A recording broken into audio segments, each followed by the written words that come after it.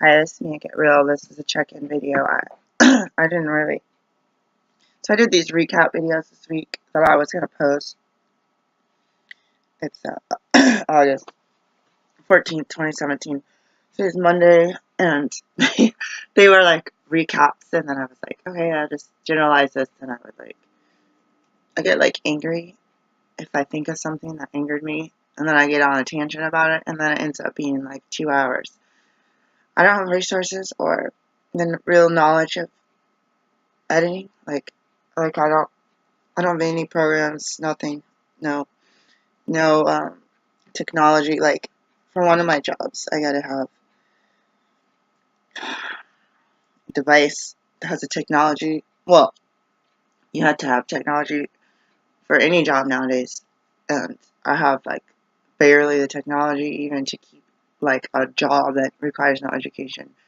But now I just looked ahead, and I don't have any smartphone or device I can do one of my jobs with at the end of the month, and they had highlighted that we had to have that. So I don't know what to do. And then the company doesn't provide the technology. So I was going to briefly discuss, like, when I made my videos this summer, 2017. So last year, I made a lot of changes, and I had a series on reducing contact with toxic people that probably, I'm thinking 2013. I know from 2014 to 2015 into 2016, for safety concerns and other concerns, so I got injured in an auto accident, I had to remove all of my videos, and I was starting to get more subscribers. I was starting to have more, like, where I actually, like, this is, like, not that list, where I actually, like, wrote down some topics I could glance on and be like, oh yeah, because I grew up in a small town. I mentioned, I noticed that I had another video, Oscoda, and I remember a lot of teachers just, I don't know if it's the same teacher, they're like, oh, I'm off on a tangent. Like, but then when I, like, took geometry, it was, oh, I was off on a tangent. Like, I don't know. This happened to me when I took a lot of midwifery classes. You have this discussion, and you learn a skill, and you learn life-saving techniques. Yes, I understand. You learn how to dose this type of medication, but never give this type of medication. Okay, but in between all of that is the tangents. It's like the bulk. It's like the life learning that you're not going to be tested on. However, it can help you in your life. Like if you learn like for midwiferys, like you would hear some really strange birth stories in really weird locations, and other things, like even the simple one of, oh, the student mentioned this, and students with a couple of licensed midwives, and then the parents, and then grandma's there, and grandma's a nurse, like everyone's got their 2 cents, so like, the student knows something, and oh my god, they saved a life. So, and they would say, as a student, so that's one thing, as a student, always speak up about something, and a lot of times I didn't speak up about something, and sometimes I did, and sometimes when we transported to the hospital, I spoke up on, they're like, why did this happen, why did something, and I was like, your chart said this, like, did it, and they go back and look, and they're like, ooh. So, like, something simple like that, that was still hard, but I'm just using an example, I'm off on a tangent. You learn those things in the story inside of a story, or the story with inside of the lesson. But yeah, I had a bunch of videos where I was starting to be more organized and keeping them short, but they're all gone, and when I privatized them, it said, oh, you're not going to be able to change this back or whatever, but I had to do it, either that or completely shut the channel down. And I decided to, like, keep the channel open and privatize them, because I know the videos sucked. Most of my videos not really good quality at all. I really wanted to keep, and I don't even know what I said. I know my experience. I know there's videos where I was crying. I probably removed them after leaving them up for 2 or 3 years. When I was a single mom in naturopathic medical school, and I had no help. And there was a couple of people, so I say no help, but there's no help in the school community. A couple of times I would have an employee help me do something. I had a complete loss of computer once, and I had my cardiology paper due. It was over 25 pages, and with the loss, I had somebody gave me this bad technology that I didn't want, and I used it, and anyways, I had lost like 25 pages of the paper. And I had actually emailed. I was sending a test email to someone. I actually attached it to that email, but it was a week before, so it was like the first 7 to 10 pages or something got saved.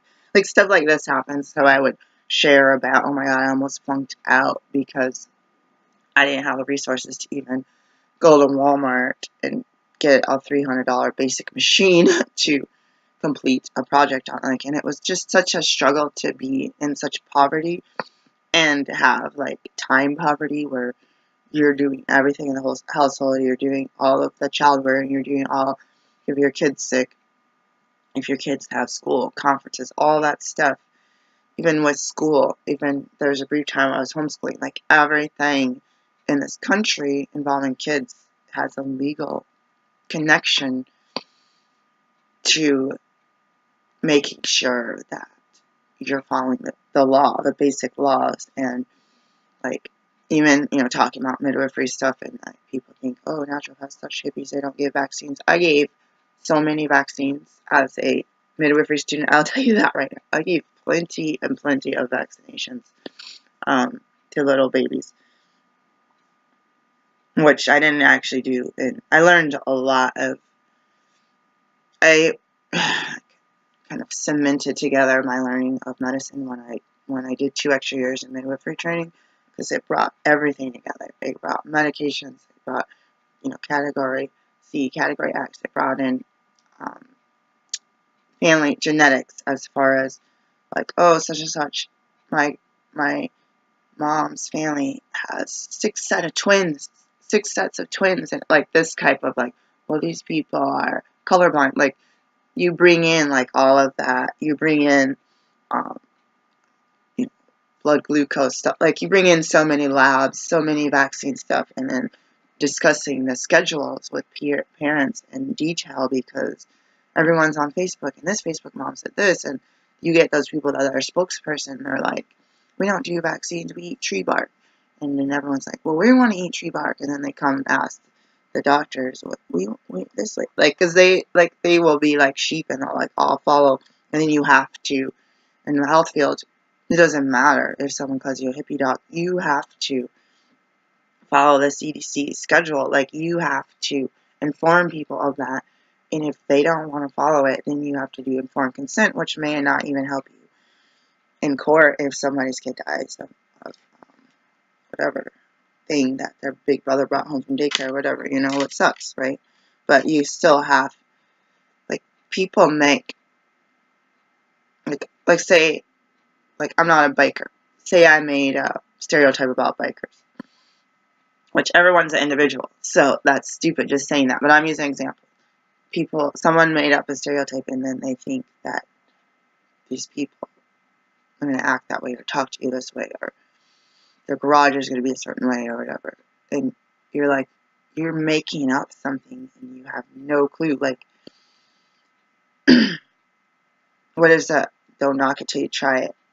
Somebody showed me something yesterday. It was honey with, I don't know what kind of peppers and vinegar. Hot honey. Oh, it sounds so good. Because, okay, so this is what I was going to make my brief video on. I do raw foods, and I started changing my diet around 3rd or 4th grade. Excuse me. And that was the early 80s, because I was about 8 in 2nd grade or 7. I was always a year early, but I was like only a few months early. But still, a lot of times I ended up, because the birthday cutoff thing. So I'm thinking around, let's just say around 8, 9, I started changing my diet. And when I was in 2nd grade, I was concerned about being fat. And my family would always talk about people being too fat. And then I realized as an adult that the people they were talking about were not fat. Like, they made them bigger, but they're not. Like, what the drama behind this negativity in the family should not have ever happened. Let's just say that. And I'm learning I was one of those people. Does it matter if I eat nothing or if I only eat salad and no fat or a little bit of fat? Under stress, I am that person that will gain a lot of weight and a lot of belly fat, um, and lose sleep and this. Um, I changed my diet more in high school when the family dynamic was changed after 5th grade. I was not having a big plate of food that I had to eat. That old way of you're not leaving the table to eat. So I was that person. You'd be full, you'd be sick, something would make you feel like you're going to puke at the table. So I was that kid who had to sit at the table for 3-4 hours. It sucked, okay? My kids, it's like someone who really doesn't like tomatoes, but they like tomatoes processed in a certain way, so they get that. Someone doesn't really like potatoes, so they get that. So I make the foods for me and the children different because I started um, doing more made from scratch in the late 90s. And I was trying to homestead on 3 acres in West Virginia, and I never learned to garden.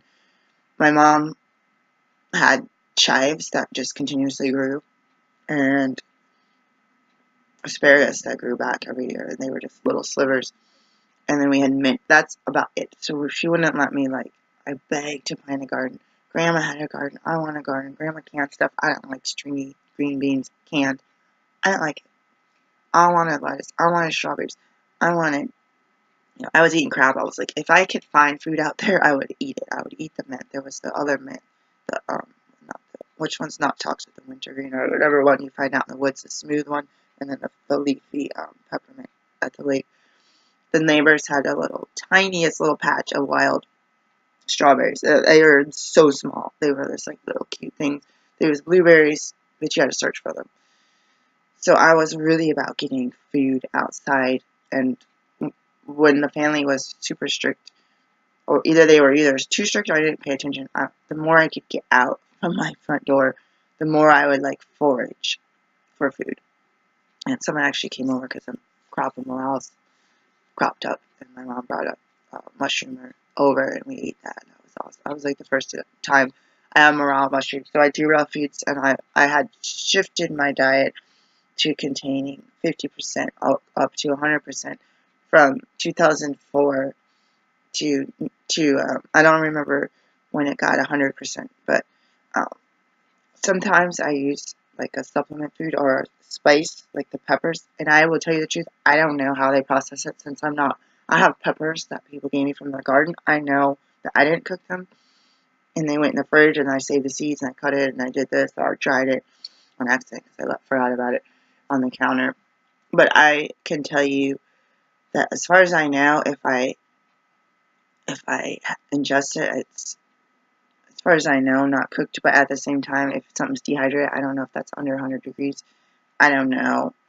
And I have a limited amount of money, so a lot of, before in the 90s when I was homeless the first time, the kind of raw food or no food diet had started, and my metabolism was already messed up because my family kept calling me fat all my life. So I was supposed to be sewing, but I have to go turn off my water downstairs right now. So I had really a fear of food because of the negativity about it at two extremes. Anyways, it's a different story. So I had tried not eating a lot, tried to drink a lot of water and over-exercise. Sports was one thing, but then to come home from sports and over-exercise and try to literally sweat off any ounces that I could. It really messed my metabolism up. And I had food allergies I didn't know about, so I was nauseous all the time, and I was like, it was really hard to be nauseous and eat certain things that I wouldn't even touch right now, and stuff would make me puke, and I wasn't like bulimic, and I'm like, why am I puking? I'm like, well, this is kind of fun, because you can lose weight this way. So I had, like, even having relatives around that are, like, have body dysmorphic and mental issues around weight and other people's food, not their own, they look at other people and have a problem with something. I had rotavirus, I think, while I was working at daycare, and a relative came to town, and I was puking. I thought I was going to have to call 911. I had diarrhea. It was really bad. I was, in my mind, because of this training as a child, was like, oh, well, at least when such and such comes, I'll be a few pounds lighter. And I was like, that's a problem. And I had a bunch of boundary setting with this person's comments, and they took it not as, oh, gee, I didn't realize I was hurting their feelings, to, haha, and now I know what buttons to push around her and her kids. And it was really sick, and it was one of those toxic people.